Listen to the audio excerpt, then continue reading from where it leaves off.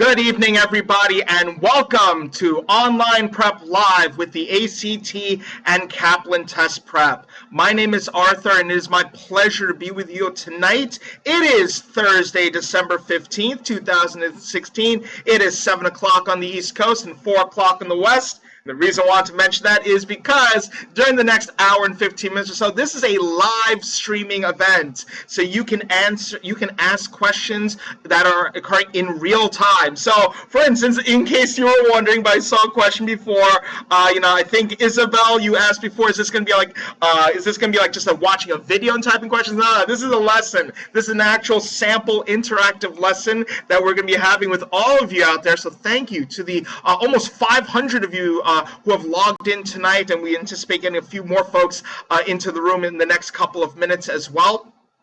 So tonight, over the next 75 minutes or so, we're going to talk about what the ACT is. It's a big standardized test, and a lot of you may be fairly familiar with the ACT. Some of them, maybe you're like, I have no idea what the ACT is. You might be thinking like, my high school counselor said I have to take it at some point. So we're going to answer all of those questions for you tonight. And we're going to answer all those questions, not just by me, not just me answering those questions, but I've got an all-star team of Kaplan ACT experts. You've got Stephanie, David, Katie, and Beth, who are all helping out in the chat that you should see on the right side of your screen. So if you do have any questions or any questions from during tonight's lesson, during tonight's seminar, please don't hesitate to post those. That's one of the nice things about the online class, is that you don't have to worry that people to your left or right are looking around like, oh, why are you asking that question? Like, okay, if you have an honest, serious question, please post that. Also, just to keep the interactivity going, you can answer questions that I will ask as if this was an actual ACT online prep live session. And also, if you notice on the right side, we have a poll as well. We're going to open up those polls when we look at sample questions. So I'll walk you guys how to go through that during tonight's event. But honestly, the main point today is to help you get an idea of what the ACT is like and what your next step should be after tonight's event. So Derek Denlick, welcome to all of you out there. So tonight, what we're going to do is take a look at all four of the ACT science tests: the ACT English test, the ACT math test, the ACT reading test, and the ACT science test. So these are the four major components of the ACT exam. So we're going to look at sample questions based on all of these, from all four of these ACT exams. And the last part we're going to do is just talk a little bit about what the ACT Kaplan Online Prep Live program is. It's a relatively new program that we've launched here over the last couple of months, and as just a special thank you for coming here tonight, I'm just going to mention really quickly that if you're interested in enrolling in our full ACT Kaplan Online Prep Live program, you'll actually be able to get a pretty significant discount. I believe it's going to be 25% off, and we'll talk more about that towards the end of tonight's event as well. But we're doing a little special, a special thank you basically for coming here tonight. So, and just to get a little sample of the of our Online Prep Live program, and hopefully give you an opportunity to see how valuable the ACT Kaplan Online Prep Live really is. Okay, so let's take a look at what the ACT is. First, the English test is always first on the ACT. You will have 45 minutes to answer 75 questions that are distributed over 5 passages. 45 minutes for 5 passages. That's not a lot of time. You've got 9 minutes to spend on each passage, and each passage has 15 questions. So you're really looking at, timing is a big part of this test. Timing is hugely important for the ACT English test. So the important thing you want to be able to do as you're looking at the ACT and think about, okay, what is it that I have to know here? Do I have to memorize all these grammar rules? Do I have to memorize all these punctuation rules and things like that? Well, that's part of it. But really what this is about college readiness. So it's not like the ACT is going to ask you, which of the following verbs here is the gerund? They're not going to ask questions like that. They're looking to see if you can process the information in the text and be able to answer as quickly as possible. Okay, because that's what the ACT ultimately is about. It's about showing to colleges, look, you want me to go to your school because boom, look at my ACT score. Mic drop. That's the whole point of the ACT. So the ACT is not meant to torture you. The ACT is not meant to make your life tougher, because we know you guys have pretty exhausting lives right now, especially high school juniors and seniors. I know many of you are high schools and juniors and seniors. I know that's probably the toughest time of the year, toughest time of your high school careers. But really think of the ACT as an opportunity to show colleges that you are ready for higher level work. Okay? And one great question came in. Isabel said, are the questions you don't answer counted against you? Great question. On the ACT, there is no wrong answer penalty. You do not lose points for answering questions incorrectly. So what does that mean? Here's one general test taking strategy. But for the ACT, never, ever, ever leave a question blank. Because there's no point in leaving a question blank, right? If you leave the question blank, you're guaranteed not to get a point for that question. But even if you took a random guess, you still got a 25% chance of getting it right. So Isabel, hope that answers your question there. So answer every question. Put down something. Even if you're running out of time, at least see if you can eliminate choices, see if you can narrow it down so that you can improve your chances of getting that stronger score. Okay? So there are a bunch of topics, a variety of topics on the English test, but regardless of what the topic or the style is, the strategy remains the same. When you're looking at the sentence with the underlined portion, don't just stop at the underlined portion, but if you need to, read a little bit more, maybe read to the end of the sentence, just so that you get this full idea of what the passage is trying to convey. And then from there, you're better equipped to answer the question correctly.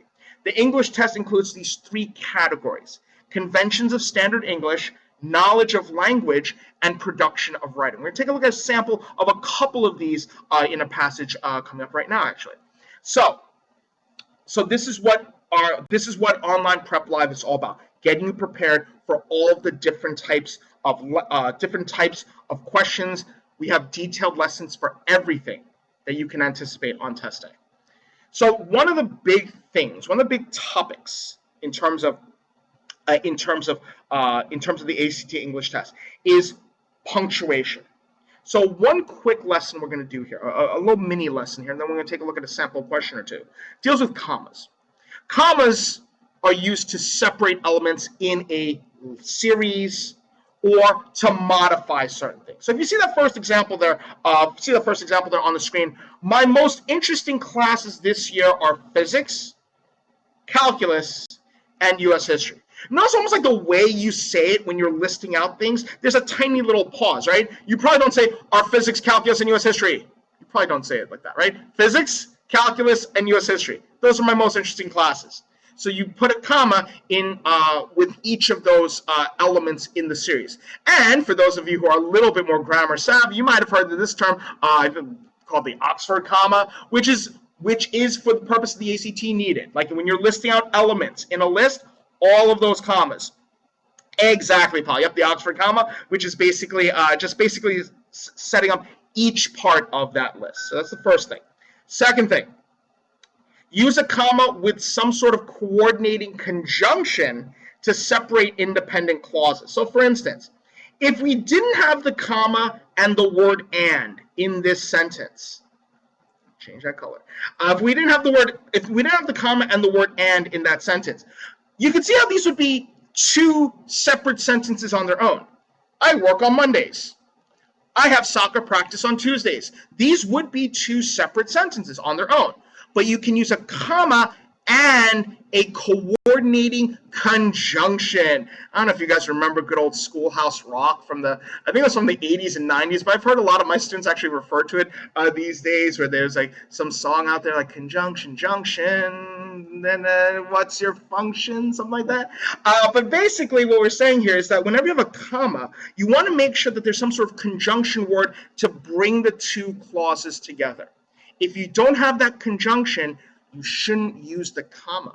In fact, instead, there's a different punctuation mark. I think many of you probably recall what that is, but not the comma, but you would use a semicolon.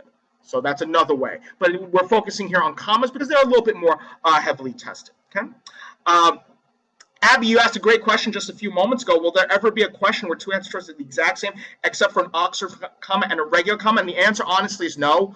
So it's not absolutely required that you know how an Oxford comma works. But basically, you know, for instance, like a list like this, it would say like, almost like to say like, you know, physics, calculus, and U.S. history are like separate items. But let's say you had something like, my favorite desserts are strawberries and strawberries and peaches and cream. You know, like that would be like if the peaches and cream is like the same thing, then there wouldn't be a comma separated. That would get too complicated, right? So things like that aren't tested on the ACT, thankfully. Okay. All right. So use a comma and one of those Schoolhouse Rock conjunctions, right? Right, Diana? Schoolhouse Rock conjunctions to make one entire sentence. You can also use a pair of commas to add parenthetical phrases and clauses. What we mean by this is, if you look at this example here, Azara found, much to her delight, that the hours she spent studying were worth the effort. So if you notice that phrase in the middle, it's not absolutely required. Certainly not required to create a complete sentence, or it's not required to make to get rid of errors, right? The sentence could just have said, Azara found that the hours she spent studying were worth the effort. So if you put a parenthetical phrase there, just because you want to add a little bit extra information that's not essential, put a comma before it and put a comma after it to separate out that information, okay? And then lastly, use a comma to set off an introductory or modifying phrase. So for instance, after school, comma, well, it's almost like a cliffhanger. What? Tell me what happens after school. Oh, Mindy has to go straight to work. So you'd separate that introductory phrase with a comma, and then you'd have the rest of the sentence. So some basic ways to use commas. Let's see an example of how this may show up on the ACT. Take a look at our first example here. And by the way, one of the interactive elements we have in tonight's sample class is that on the right side, you should see like two tabs, one that says chat and then one that says poll. If you click on the one that says poll, you should see 4 answer choices, A, B, C, and D. Whatever you think the answer is, put it down for this one as we go through this one together. Take a look at our first sentence here. Our hometown newspaper's editor and resident visionary, Daniel Rivera, argues that a free press is now more important than ever. Stop right here for a second. So notice here, I didn't stop right at the underlined part because you want to get an idea of what the rest of the sentence is saying, okay? So in this case here, if you notice, our hometown newspaper's editor, comma, and resident visionary, Daniel Rivera. Wait a minute. I see a comma at the beginning, and I see a comma at the end. But wait a minute. We need this information, right? We do need this information. If we didn't need this information, that would be that example of non-essential information. But so something's wrong here. So here's the thing. If something's wrong in this sentence, there's certainly one answer choice you can immediately eliminate. Take a look at those 4 choices and tell me, and just type in the chat, which answer choice can you immediately get rid of? Which answer choice can you immediately say, you know what? I may not be 100% sure of what the right answer is, but I definitely know it can't be this one. And if you notice, we can certainly get rid of choice A. There's something we've got to get rid of here. Absolutely something that we got to change here. The way the sentence is written is not good. So what is it that we need to change? Well, this first comma over here, our hometown's newspaper editor and resident visionary, Dan Rivera. A lot of you might have noticed that first comma sounds pretty awkward, right? That first comma sounded really awkward. Like you want to describe Daniel Rivera. He's the editor and he's the resident visionary. Well, wait a minute. Got to get rid of that comma. Get rid of that comma after the word editor. So that actually eliminates another answer choice. That actually eliminates choice B as well. And then the last part here. So what's the difference between the remaining 2 choices? Notice how one comma comes after the word visionary and the other comma comes after the word Daniel Rivera. Notice here, the first part of the sentence is describing Daniel Rivera, right? Who is Daniel Rivera? He's the hometown newspaper's editor and the resident visionary. So we need that comma after what word? We need the comma after the word visionary so that that introductory phrase describes Daniel Rivera. And I'm seeing a majority of you now put down. Choice D is indeed your correct answer. Very nicely done. You can always double check this by reading the sentence quickly with the correct answer in that spot. Our hometown newspaper's editor and resident visionary, Daniel Rivera, argues that a free press is now more important than ever. Notice the comma afterward, the Rivera, makes things a little bit awkward there. Nicely done, folks. So again, one thing to remember, big topic on the ACT, dealing with commas. Let's take a look at one more topic that also shows up quite frequently on the ACT. And this deals with grammar and usage in terms of making sure the subject and the verb of the sentence are identifiable and that they match each other. So, for instance, subjects and verbs can use first person, second person, or third person. You want to make sure it's consistent. So, for instance, here's first person. I am playing golf. Second person. You are playing golf. Third person. They are playing golf. These are all, you want to make sure that they're consistent throughout. Okay. Actually, one quick question just came up here just a couple moments ago. Sydney asked, if the sentence is underlined, is it usually not going to be no change? Actually, approximately 25% of the time, the correct answer is going to be no change. Like that, there's nothing wrong with the sentence. So I know sometimes it's a little frustrating because people are like, well, if I know what the mistake is, I almost find it's easier to get the question right. Or if I know if there is a mistake. But that's one of the challenges that you're going to want to make sure that you can overcome through lots and lots of ACT practice. That it don't automatically assume that, okay, certain question type means you've got to change something. There's a good chance, there's a 25% chance that the correct answer is going to be no change at all. Thanks for sending along that question, Sydney. All right. So that's the first thing about subject-verb agreement. Notice the, is it using the first person or the second person or the third person? Also notice if it's matching in number, if it's singular or plural. Okay. She works really hard.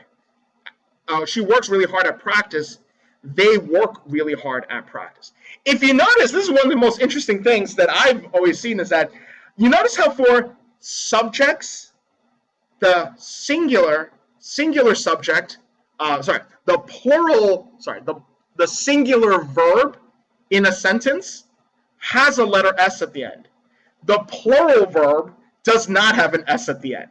One of the weird things about the English language, to be honest. But you want to make sure, again, this is stuff that you've probably seen at some point in grammar and English class, not even high school, talking like middle school, maybe even elementary school. But you just want to be on the lookout for what's the subject, what's the verb, and do they match up? Okay. So let's take a look at this sentence here. And once again, we're going to open up that poll. So you can click on the poll tab on the right side, and you should see 4 answer choices there for number 2. Let's take a look at this one. According to geologists, a fossil fuel deposit of truly game-changing size, whether a giant pocket of natural gas trapped within a shale formation or an enormous reservoir of crude oil deep beneath the ocean waves, have become increasingly difficult to discover, if any even still exist. Notice what's underlined here for this one, okay? The word have, okay? The word have. And the word have is acting as a verb in this sentence. So what is it that have become increasingly difficult to discover? This is your signal to say, all right, the verb is underlined, so one of the things I first want to do is check the subject. What is the thing, according to this sentence, that has become increasingly difficult to discover? And if you're looking at the sentence here, and be careful, because this is where a lot of people can kind of fall for some trouble here, but it's not geologists. It's not geologists that's the subject here. It's a fossil fuel deposit. That is the thing that's increasingly difficult to discover. But do you notice the inconsistency here? fossil fuel deposit is singular. We can't change that. That's not underlined. We can change the verb. So clearly, something's wrong here. We can get rid of choice A. And out of the remaining choices, well, we need a singular verb, but we also need to keep the consistency in the tense. And also, we need a verb, right? We really still need a verb. So choice B, if you notice, would change the tense, and choice D would get rid of the verb. We definitely need the verb. Omit, by the way, simply means to get rid of. So when you see sometimes with these questions, when it says omit the underlined portion, it means just get rid of it. Like you wouldn't replace it with anything. But if you notice in this sentence, Michelle, I think you asked the question, right? You need something there, right? You need some sort of verb there. I think you guys have got this. And I saw close to 90% of you guys, I believe, put down choice C, which is your correct answer. A fossil fuel deposit has become increasingly difficult to discover. Notice the subject and the verb. And one of the things you want to be on the lookout for here is, if you notice, the subject and verb aren't right next to each other, right? You notice you have that big phrase in the middle of that sentence. For the purpose of answering the question, you almost have to ignore that phrase for now, just once you establish that this is about subject and verb agreements. All right, nicely done, folks. So that's a quick sample of the ACT English test. There are obviously many, many more topics that show up on the ACT, on the English test, things about sentence structure, about organizing paragraphs and sentence orders and things like that. But just to give you a little sample of that, now let's move on to the ACT math test. The ACT math test will always show up second on the ACT. And if you notice here, it is 60 minutes long and has 60 questions. Pop quiz, everybody, pop quiz. And this is hopefully one you'll get immediately. How much average time is that per question? How much average, and root beer, by you saying that, I know you can answer my question real quickly. How much time is that per question for this? And of course, it's going to be, what, about a minute. But is it going to be exactly a minute? No. It's not going to be exactly a minute for every single question. What you want to be able to do is to say, okay, there are certain questions that I can get through because I feel more confident, I feel more knowledgeable about these.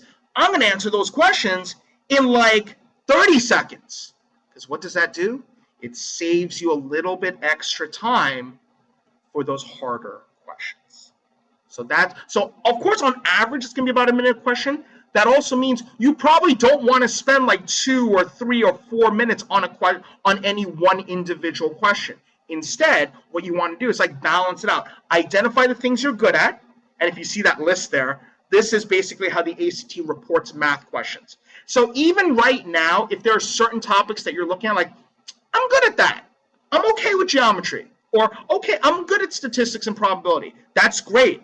Sharpen your skills on those also, so that instead of spending 1 minute on a geometry question or 1 minute on a statistics and probability question, you're spending like 30 seconds on that. That way, you bank time for the other questions. So if you see all these comments, so if you see this list here, so Joey, there is thankfully very little pre-cal. Very low pre-cal on the ACT. Occasionally you might see even a topic like vectors or things like that might come up, but honestly, it's such a small portion of the ACT. The ACT basically falls under one of these 8 reporting categories, okay? All right. So let's take a look at, and by the way, Mary, yeah, you don't have to time yourself as you're going through the test. One thing I might recommend, and if you guys want to jot this down, is like maybe like every, since it's about 1 minute per question, let's say you get through the first 10 questions, and you're like, I spent 10 minutes. Great.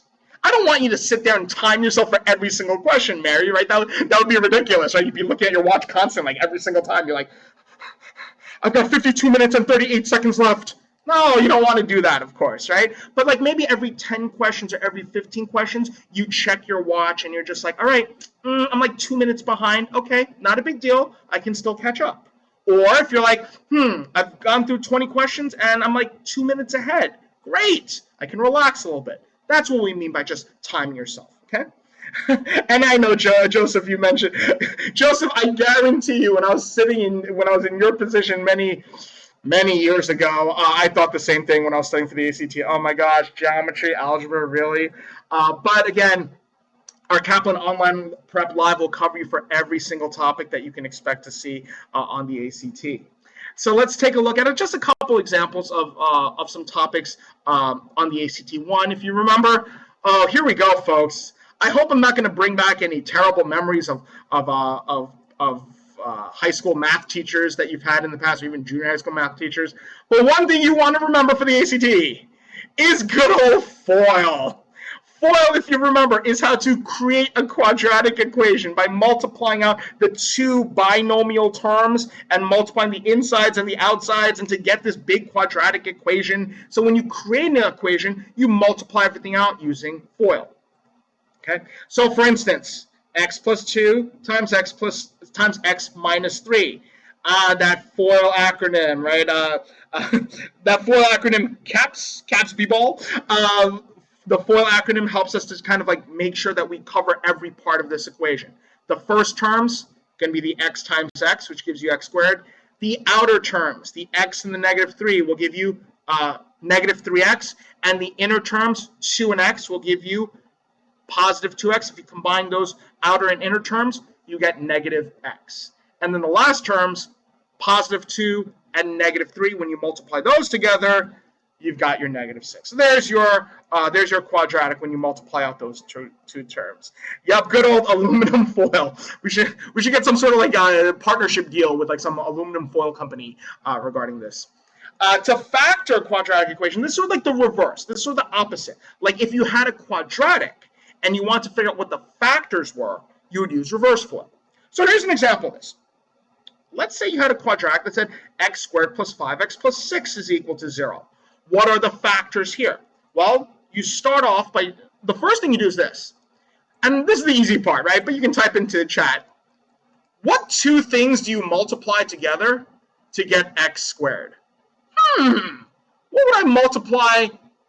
What two things would I multiply together to get x squared? And if you're thinking, Arthur, isn't it just x and x? Well, yeah, you're right. It would just be x and x. So those are your first terms. You set up the x in the parentheses and the x in the other parentheses.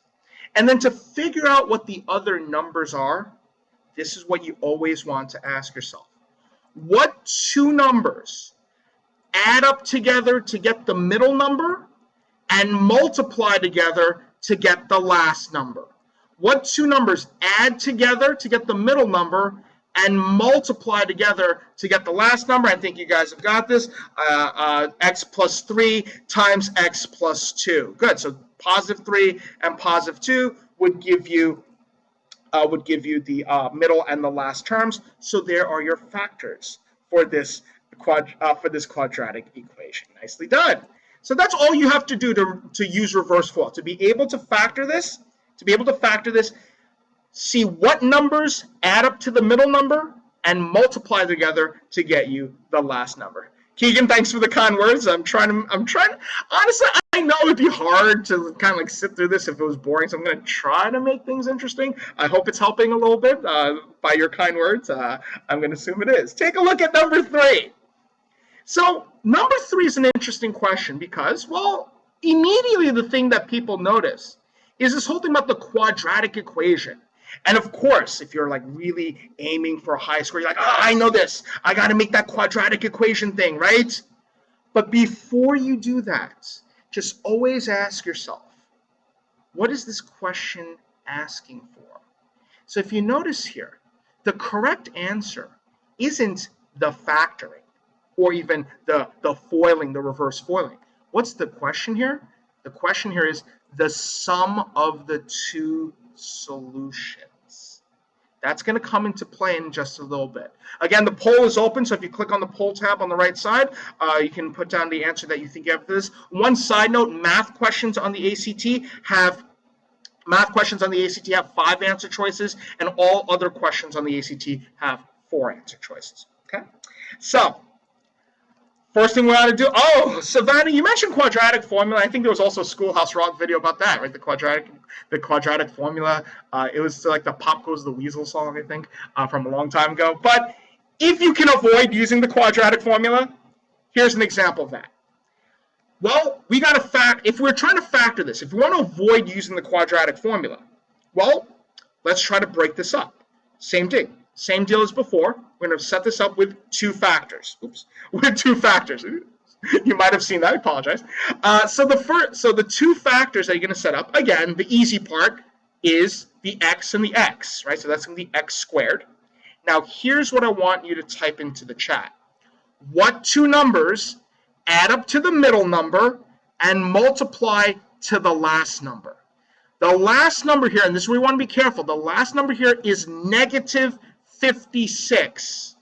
The number in the middle is 1. Right? Because if there's no coefficient in front of a variable, you always assume the coefficient is simply 1.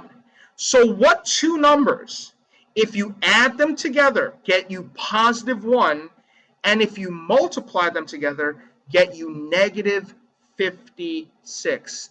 One of them, I'll give you a little hint, one of them is going to be positive, and one of them is going to be negative. What are those two numbers? And I see a lot of you guys starting to foil this, starting to write this out. And we see a lot of folks saying, yep, it's going to be positive 8 and negative 7. X minus 7 is equal, x minus 7 and x plus 8 will give you the reverse foil, will give you the factored format. So here's the other thing. Notice we have the equals to 0 at the end. Why is it so nice? Why is it so nice to have that set equal to 0? Well, if two things are multiplied together, and the result is 0, what does that mean? That means one of those two things also has to be equal to 0. So if x minus 7 times x plus 8 is equal to 0, that means x is equal to 7 or x is equal to negative 8. And I see at least a few people put down certain answer choice here of 7. Because yeah, it's staring you at right in the face, right? X is equal to 7. Some of you might have put down negative 8 because you're like, yeah, negative 8. What's the question asking you for? Question's not asking you for what x is. The question's asking you for the sum of the two solutions. So if the two solutions are positive 7 and negative 8, well then what's the sum of these two numbers? 7 plus negative 8 is going to give you negative 1. Choice C is your correct answer. Be careful. A lot of you initially put down choice D as positive 1 because you might have saw the negative 7 and the positive 8.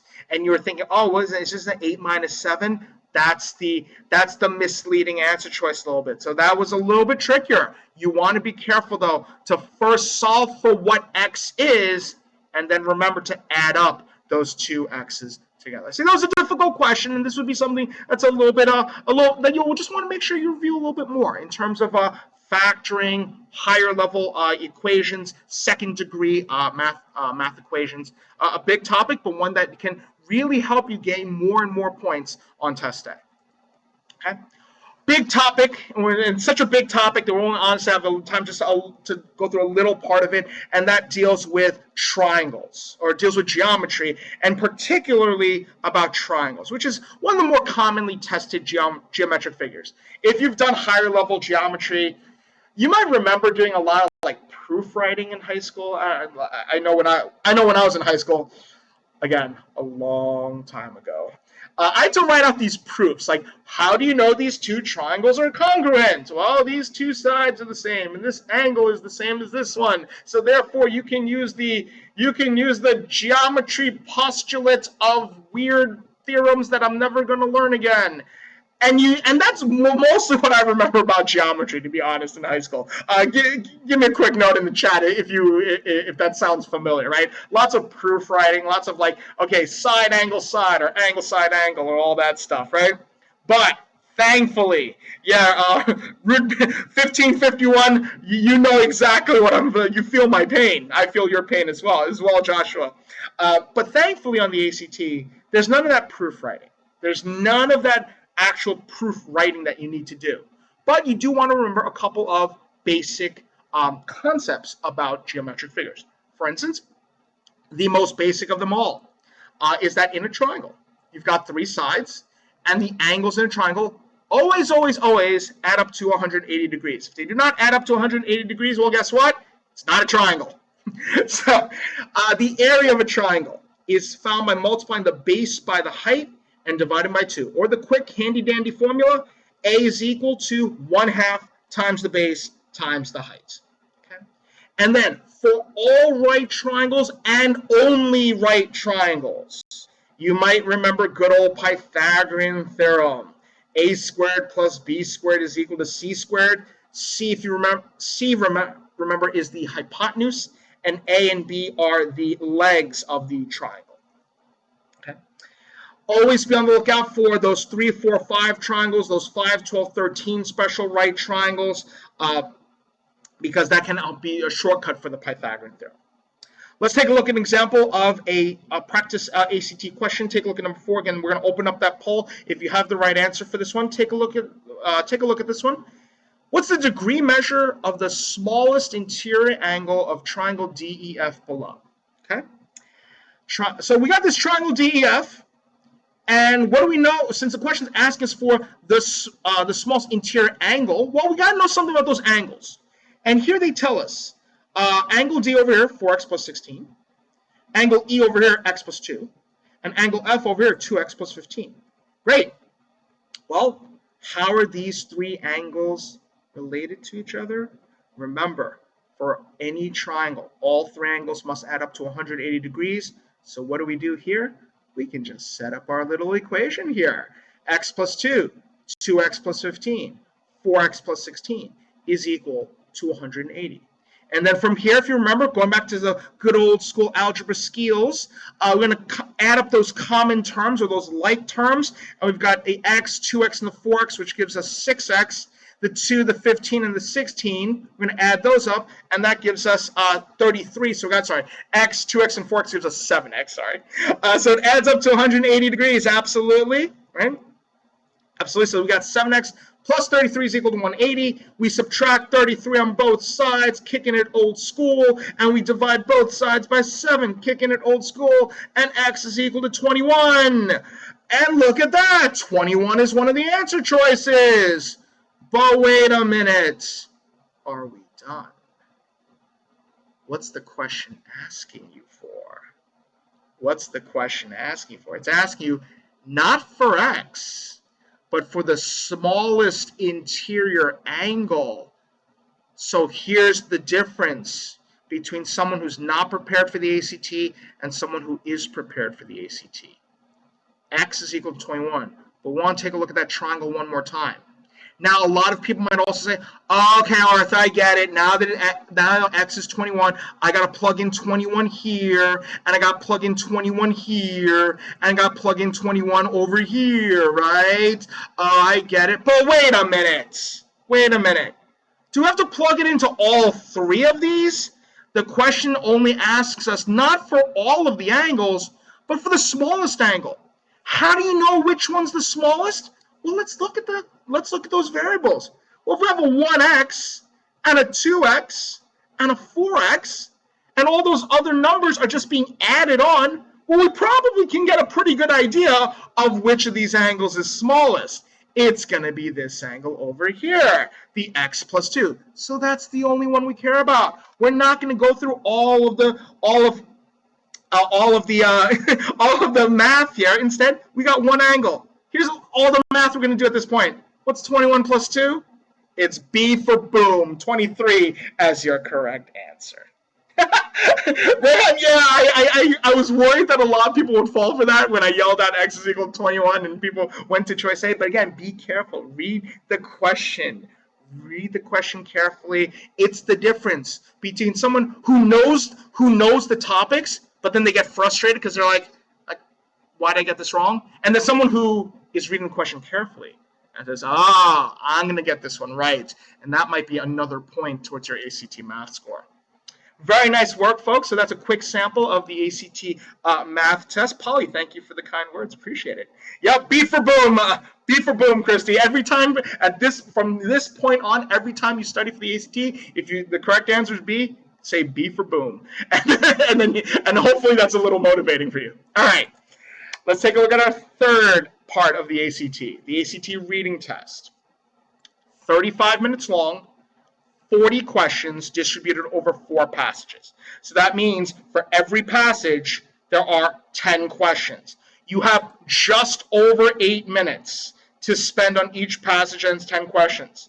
So guess what? Yeah, we're going to have to read efficiently. We're going to have to read aggressively. We're going to have to read, honestly, a little bit different than we read in our typical in our typical school classes. Okay?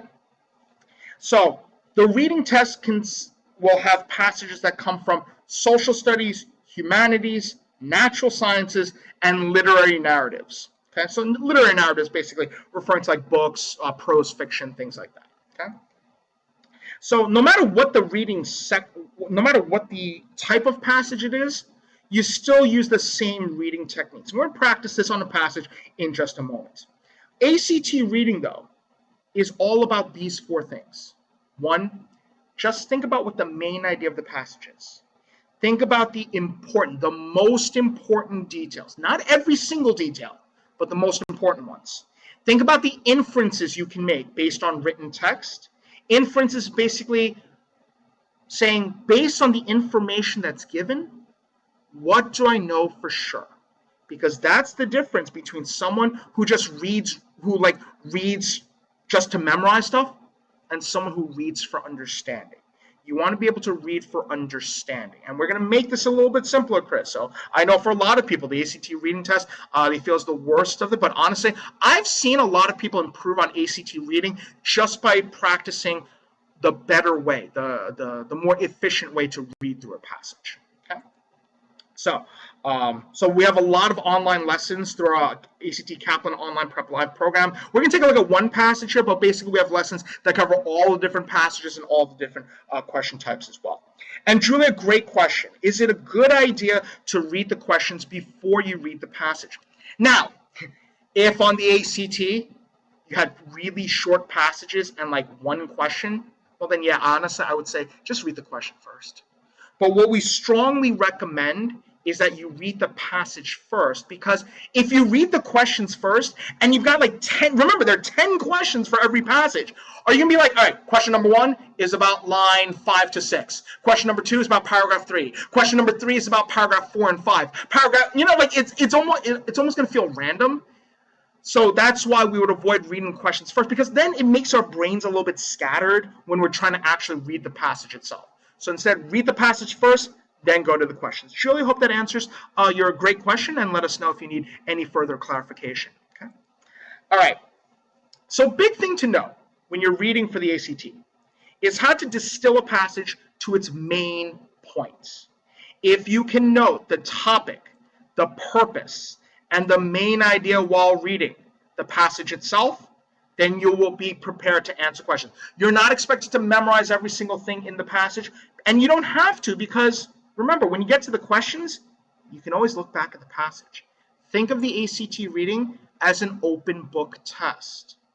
And that way you can always look back. Don't try to be like, oh, what did it say again? What did it say again? No, just go back. Just go back to the passage and be like, oh yeah, paragraph 3, I mentioned that thing about the topic, or mentioned that thing about the main idea. Okay? It's just as important to be able to make inferences that are not explicitly stated in the passage.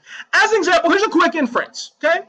If I were to tell you that I keep 5 cats in my tiny little apartment in New York City, and every day I feed my cats and I brush their hair and I make sure their litter box is changed, I clean out their water bowl, every week I try to buy new cat toys at the local pet shop, what's a reasonable inference you can make? Besides that I'm crazy cat man, a reasonable inference you can make is that Arthur likes his cats. Arthur cares about his cats. That would be an inference. Now, did I explicitly have to say, Arthur, love my cats? I didn't have to say that. But that's the inference you can make based on that information. Now, an unreasonable inference would be like, oh, Arthur must hate dogs. Or, oh, the only animal Arthur likes is cats. That is not an inference. You can't make that inference based on the information I gave you. but the information that I gave you does lead to an inference that basically says, hey, Arthur loves cats, just like Emma does apparently. Great, so that's an example of making an inference. Let's take a look at Jason, I don't know if that falls under reasonable or unreasonable inference that I am a cat, but I'll leave you guys to decide that as we go. But for now, let's take a look at one sample passage and a couple of questions I'll follow from this. So one thing you always want to do is that you read the introduction, just so that you can actually get the main idea or the main topic based on the introduction itself. I don't know about you guys. I know I've been guilty of this in the past, where I almost ignored that little blurb at the beginning, almost like psychologically. I was just like, no, let me just get to the passage. But I can tell you from experience now, when you read that blurb at the beginning, it helps streamline your thoughts. It makes the passage a little bit easier to understand. This passage is adapted from an essay on handedness in vertebrates, animals with backbones. So something to do with handedness. Let's take a look at what we're seeing here. So as we're reading through this paragraph, there are a couple things you want to be able to do here. So forget the question here just for a second. I want you to just bring up the paragraph one more time. Notice this paragraph is really long. It's a lot of information, very technical. What we want to do is keep it simple and keep it basic. Let's take a look at the first couple sentences here. In the past, scientific consensus was that the separation of functions within the brain, each hemisphere is responsible for a certain task, but communicating with each other for others was a uniquely human trait. About 90% of all humans are right-handed, implying that the dominant hemisphere for most humans' motor functions is the left side. We see that connection already about something to do with the handedness, right? Human beings are 90%, like almost 90% of all humans are right-handed. And so what that must mean is that, okay, that means on the motor side, on the left side of the brain is where the motor functions are. Okay? Researchers have observed this tendency at all stages of life, even prior to birth. Clearly, there's some kind of genetic predisposition involving the separation of the hemispheres of the brain. Something to do with the way the brain splits up. So basically, here's what we want to do. If you see an example like this, right? If in the past they felt only humans have this separated brain thing, I bet they now suspect other animals do too. That might be an example of the kind of thought process. When you see this phrase, in the past, it's like, well, in the past, people think this. You know what? Scientists are probably going to think something different. So what are you as an expert reader doing here? You're already setting yourself up to see where the author is going with this, while keeping the overall topic in mind. What's the overall topic here? About humans are left-brained, they're right-handed. Sorry, I know it's reverse on the camera. They're right-handed, they're left-brained, and maybe animals are as well, right? Notice towards the end. One may ask whether this separation is found similar in all animals. So notice here, the only notes that we're taking in this passage, or in this first paragraph, this note here about generally what human beings are, and now the question is, are animals like this as well? Now let's take a look at the second part. So if you notice here in the second paragraph, talking a lot about left-brained, right-brained, for everyday activities, occurs in all vertebrates as mounting, and substantiates the notion, the genetic component to the differentiation of the brain hemispheres. Again, all this stuff about so far about left brain, right brain, and all that stuff.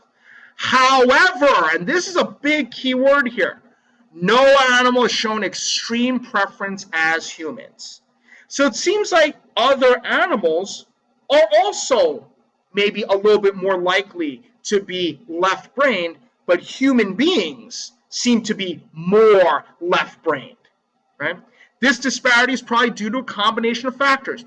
And all this stuff here, notice, are the reasons why someone would say, you know what, here's why human beings are more left-brained. The use of tools, the continued reliance on fine motor skills for the everyday tasks of humans, things like that. That's what we've got here in this second paragraph.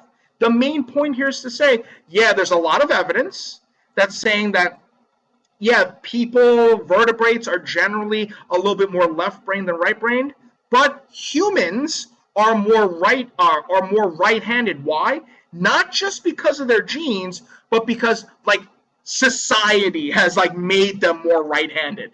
When's the last time you've seen scissors for left-handed people, right? Like, you almost feel like you never see those. I feel sorry for you guys, for any of you guys who are left-handed, but supposedly about 10% of you guys are, right? So the main points here we've noticed here is that basically just saying, okay, this passage is about how animals tend to be a little bit more right-handed, but also that human beings are more right-handed than other animals are. That's it. That's all we've got to remember from this passage. Let's take a look at a couple of questions that follow from here. Take a look at number 5. We're going to open up that poll one more time. So if you click on the tab that says poll, the main points of this passage is to do what? Well, let's think about the things that we said here in this first pass. Think about the things we said here regarding this passage. It was talking about how the brain and how it kind of like separates out the left side and the right side, and human beings use more of the left side of the brain, and it creates them and makes them more right-handed and things like that, right? So that's again our general summary here. So that's the main point. So be careful about the wording of some of those answer choices. You want something that shows how, yeah, it's really interesting how the brain sets up like different parts of the brain set up like different functions. The right-handedness of the brain, the right-handedness of people makes the left side of the brain obviously more based on motor and motor skills and things like that. So which of those choices encompasses that main point here? Give you a few moments to look at that here, and I'm seeing from the results, got a strong majority of you guys, almost 80% of you guys have put down choice B. B for boom is your correct answer. The specialization of the hemispheres of the brain has a complex origin. Nicely done. Notice how the wording of some of those other answer choices might be too specific or might not be relevant. So for instance, something like studying handedness is crucial to understanding brain chemistry. Well, they studied handedness, but did they even talk about brain chemistry, like all the little neurons and things like that go in the brain? No, they didn't really go into that. So choice A would be a little bit more, out of scope. Like that wouldn't be an answer choice that fits the main point of the passage. Main point of the passage usually is going to be something a little bit more general, a little less specific. So you can see how choice B is a little bit more general, but still certainly encompasses the overall topic of the passage. Take a look at one more question from this passage. Okay? It can be inferred from the passage that no species has ever displayed what? Oh, no species. We're being really extreme here in the wording, right? No species has ever displayed what? Well, if you remember from the passage, there weren't a lot of things where it's like the author said, this definitely doesn't happen. This definitely will never happen. Right? So this is actually a little bit of a harder question. But if you maybe can eliminate answer choices, get rid of the choice that you're like, wait, the author never says this doesn't happen. Because if you notice here, the wording says it can be inferred. Again, an inference, something not directly stated, but must be true based on the information in the passage about any species. So what's the connection we can make about all the different species? Well, out of all the different species that are talked about here, human beings are more right-handed than anything else, than any other animal, right? No other animal is more right-handed than human beings. That's one thing that we can make the inference on. Well, what else did the passage say about human beings being right-handed? If you go back to that paragraph there, and I'll actually bring it up here, it's an interesting reference here, but if you look back at, if you remember that from that paragraph here, it mentioned something to do with human beings. About 90% of all humans are right-handed. Okay, about 90% of human beings are right-handed. And if human beings are the most right-handed of any animal, out of all the vertebrates, well then the other vertebrates are a little bit less than 90%. They're going to be a little bit less likely to be right-handed. So now taking a look at the question one more time, what would the author say that no species has ever displayed here? And that is actually, if you look at those choices, and it is choice B, a 95% preference for right-handedness. No species will ever display that. Why? Because human beings are 90% and all other animals are less than that in terms of being right-handed. B is your correct answer. This was a tough one, so a lot of different answers in the poll there. But notice here, right, again, the extreme wording means you need to base it on something that's directly given in the passage. What do we know directly in the passage? Human beings are 90% right-handed, and that human beings are the most right-handed. That means everything else is going to be less than that. Inference questions can be more challenging. That's why you want to practice inference questions as much as possible. And honestly, inference questions come up a lot on the ACT because, like, people like to think, oh, the ACT passage are about details, they're about specifics, right? But if the passage was just specifics, like, what did the author say in line 10? Well, the author said this. That's the answer, right? Like, there would be no thinking involved. So inferences show up much more often than even like main idea questions or detail-based questions. So you'll definitely want to study over inferences more and more as you prepare for the ACT. Okay? Nice work there, folks, so far. I love the B for boom references. I love it. The last part of the science test we're going to take a look at tonight, the last part of the ACT we're going to take a look at tonight is the science test. Always comes up fourth, always 35 minutes long, always 40 questions over 7 passages. Wait a minute, 35 minutes, 7 passages, yikes. 5 minutes to spend on each passage. Only 5 minutes. But again, as we'll see in a couple of examples here, a lot of the ACT science test isn't really about like higher level science knowledge. You will thankfully never get a question on the ACT that says, which organ of the frog performs the function of blah, blah, blah. Like, you'll never see a question like that. Or you'll never, I don't know about you guys, but thankfully for me, I will never see like a stoichiometry question. 6 CO2 plus 12 H2O, then the arrow, and then it says the OH3 compound, whatever that, the oxide, hydrochloric, whatever, right? Like, thankfully, you don't see that stuff on the ACT. As we're going to see here, a lot of the ACT science tests is more about understanding the concepts, about certain topics. So, for instance, biology, chemistry, earth science, space science, physics. But don't worry, almost every question can be answered only with the information in the passage itself. Okay?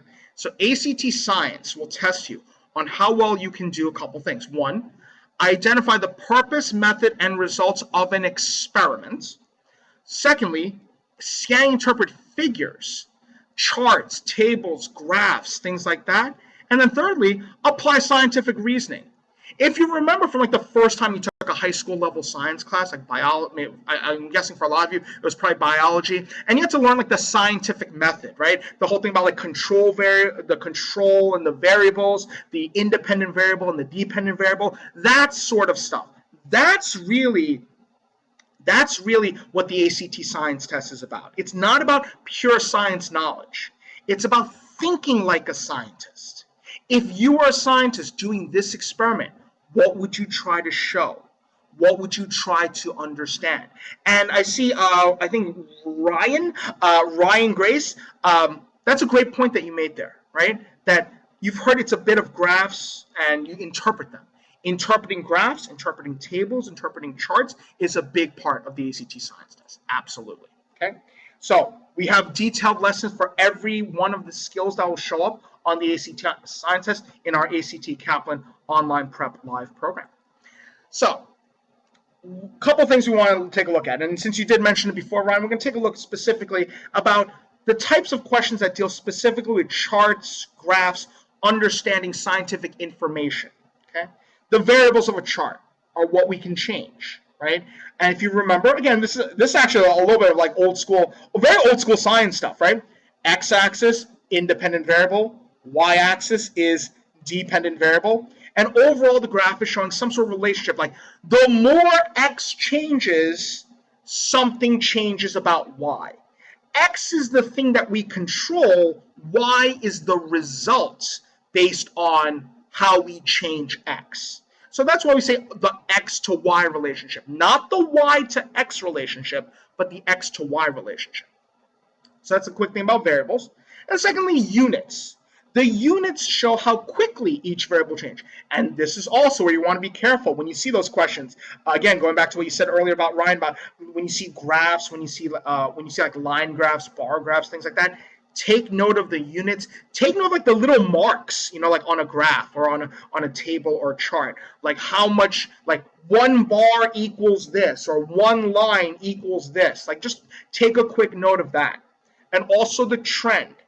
Not to memorize every single number because, let's face it, ain't nobody got time for that. Yes, I just did say that. All right, but instead of trying to interpret or memorize every single number, just think, oh, the numbers like consistently went up, or oh, the numbers went up a lot at the beginning, and then they slowed down towards the end. Like, see if you can pick up like the major trend or the major pattern in data itself. Is there a direct relationship? Is there an inverse relationship? Those of you who are chemistry folks, you might remember, what's the one? Boyle's law, I think, right? P1 V1 equals P2 V2, right? As pressure goes up, volume goes down. That's an example of an inverse relationship. A direct relationship would be when something goes up, something else goes up as well. The more you study for the ACT, the higher your score will be. That would be an example of a direct relationship. As one thing goes up, the other thing goes up. So let's take a look at one question here. And this is, again, that question that deals with interpreting the information. So let's take a look at this, paragraph that we got here. Solid materials were examined for their maximum solubility levels in water at various temperatures. Figure 1 shows the grams of solute for various chemical compounds in a saturated solution with 100 grams of H2O. H2, I think that's water? Yeah, water solvent at temperatures between 0 degrees and 100 degrees. So here's what we want to note here. What's our independent variable, everyone? Independent variable, our x-axis. And that's going to deal with the temperatures. What's our dependent variable? Well, as temperature changes, solubility is going to change. And that solubility is measured, the solubility is done, you can get the value for the solubility by saying grams of solute divided by grams of solvent.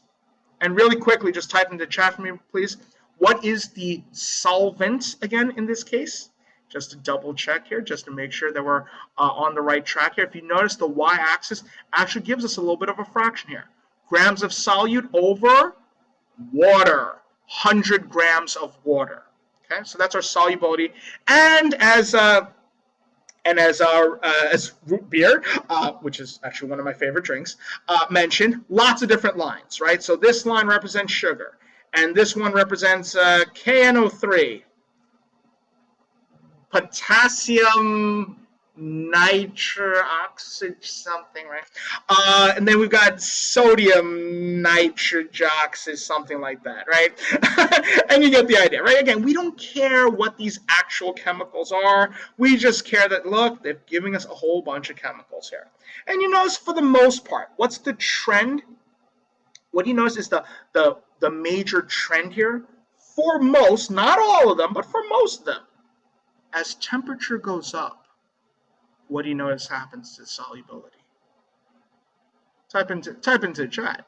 As temperature goes up, what's happening to the solubility for most of these compounds, for most of these chemical compounds? Yeah, for most of them, it's going up. Solubility is going up. Now, there are a couple that are going down, right? The one all the way at the bottom, oh gosh, the Ce2SO43 is going down. The Na2SO4 is going down. But most of them, as Cam, you mentioned, are going upward, most of them. Good. So again, we noted the general trend here. So our variables, temperature and solubility. Our units, temperature is in Celsius, and solubility is in grams of solute per 100 grams of water. And the trend, mostly Again, notice how we even capitalize the word most. Not all, but most substances, they have a positive correlation. Let's take a look at one example here of a question. Take a look at number 7. Approximately how many grams of NaNO3 could be dissolved in 25 grams of water at 90 degrees Celsius? And we're going to open up that poll on the right side of the screen again. So if you click on the poll tab, if you have an answer for this, put it down into the poll. But let's take a look at this one together. The 90 degrees Celsius. I see where 90 degrees is. 90 degrees is somewhere like right here, right in the middle, right? Somewhere between 80 and 100, right there. And we're looking at how many grams of NaNO3. Again, whatever the heck NaNO3 is. Sodium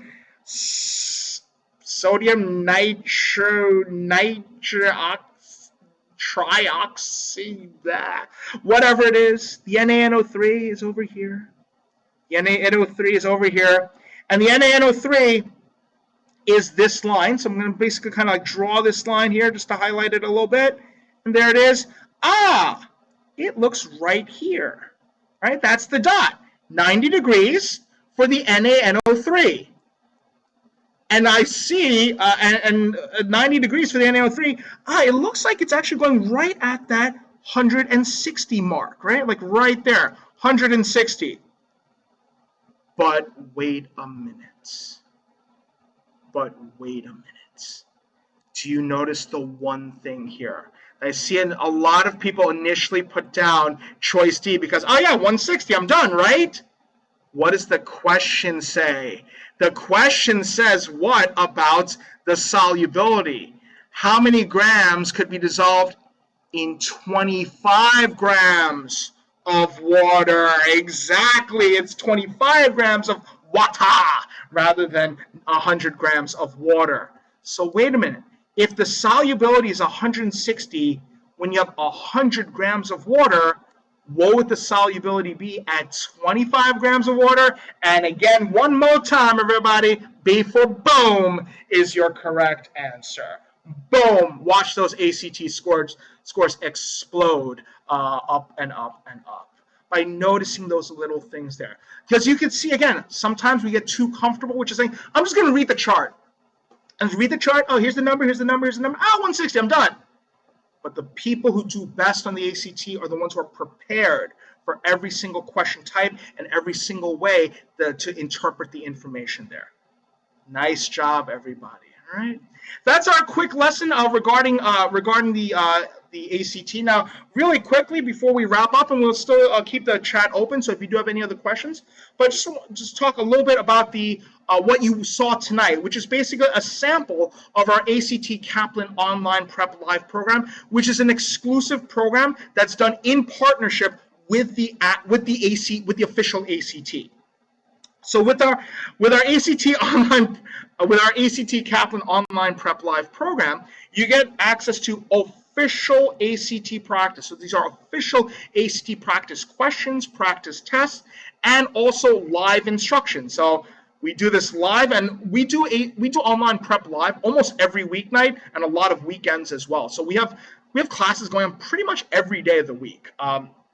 To get people ready for the ACT. I like to think of it almost as like Netflix. Like, you know, you can also like access Netflix by like just watching like videos, but every day we also have live classes as well. So if you want to turn on Netflix essentially, or, you know, load up Netflix, and but instead of watching a video, you're actually watching live online instruction. Okay, and I do a lot. I don't do every single online prep live class there, Carolyn, but I do know a lot of the teachers. Stephanie, who's been in the chat, she teaches a lot. David, Katie, Beth, we're all part of like the online prep live team as instructors. So you'll definitely see a lot of us as part of the program as well.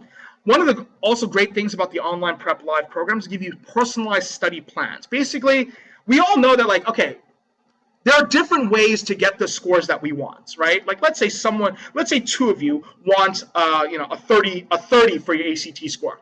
But maybe some of you are more inclined towards math, and maybe some of you are more inclined towards reading, or maybe some of you are more inclined towards writing, whatever it might be. So we come up with study plans based on how you're performing throughout the online prep live program. So that tells you what you need to focus on. I don't know about you, but for me, sometimes the most frustrating things when I was studying was like, where do I start? like, oh my gosh, I have this big stack of textbooks on my desk, and I don't know where to start. So I know what I'm going to do. I'm going to take a 30-minute nap before I start studying. And then that 30-minute nap would become 2 hours, and then I'd be in more trouble. So that's the nice thing about the online, about the study plans. It tells you what you need to focus on. We've got the Kaplan's best and brightest ACT experts and me. They let me do this today. I promise you there are lots of great ACT experts as part of our online prep live program. Thanks, the goats. And I mentioned this before, and this is actually a really exciting thing that we're doing here. Our normal fee for the ACT Online Prep Live program is $179 for a 6-month subscription. So you can study for not just once, you can study twice, you can study 3 times for the ACT if you need to, for basically for whatever test you're taking for in a 6-month period. Our normal fee is $179, which is actually quite solid, depending, compared to lots of other programs out there. However, I mentioned this before. We're doing actually a little special thank you for coming here tonight. So between now and Sunday, if you sign up for the Online Prep Live program, guess what, folks? We're actually reducing the price by about 25%.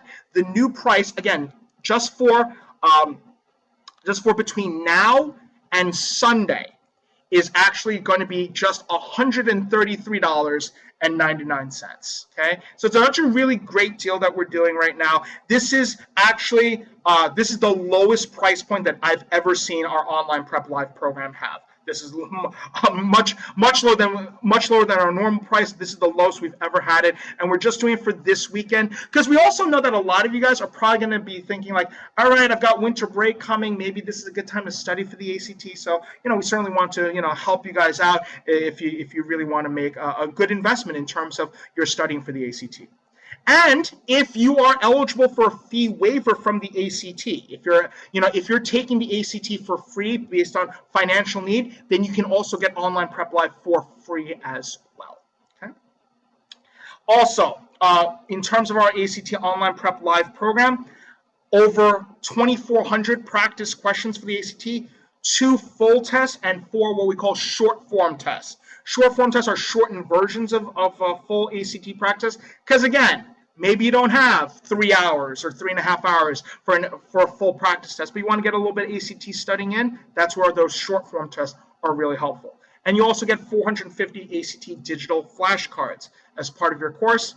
28 plus hours of unique instruction, not just on every lesson that's covered on the ACT, but additional lessons on life skills. I actually taught one of the sessions recently about managing test anxiety because, let's face it, we all get nervous on test day. And that's not a bad thing. So how do you manage that? We have a lot of these extra life skills videos and online and live videos about getting you ready for college and even beyond. Like, these skills are obviously going to be really applicable once you go to college as well. We've got, again, like I mentioned, we're running classes pretty much every night of the week. And we also have on-demand instruction. So let's say, for instance, oh, there was that lesson that Arthur did a few weeks ago, and I didn't get a chance to watch it. You can watch the recording of that video and all of our teachers through our on-demand as well. And like I said before, reports on your performance on ACT practice tests and questions, and recommended classes. Because maybe you don't want to go to every single class, and that's okay, right? It's just like Netflix. Would you watch every single movie that's about Batman?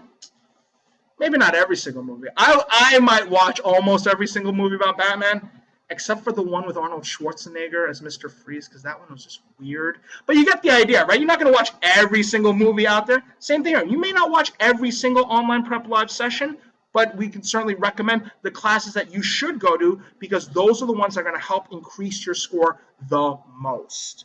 Okay. And as mentioned before, our top ACT experts. We've literally taken like the best Kaplan ACT teachers and me, and we've all been trained for this brand new course with the ACT. So not just the on-camera teachers like myself, but the off-camera teachers tonight. David, Stephanie, Beth, Katie, if you don't mind, give them if you thought they did a great job as well, give them a little round of applause, because they obviously work really hard behind the scenes as well, keeping, answering questions, giving those summaries and recaps and things like that. And we also have message boards in our program that's like, hey, I wasn't sure about question number 12 on from this lesson. You can post the question on our discussion boards, and we have teachers who monitor those discussion boards as well.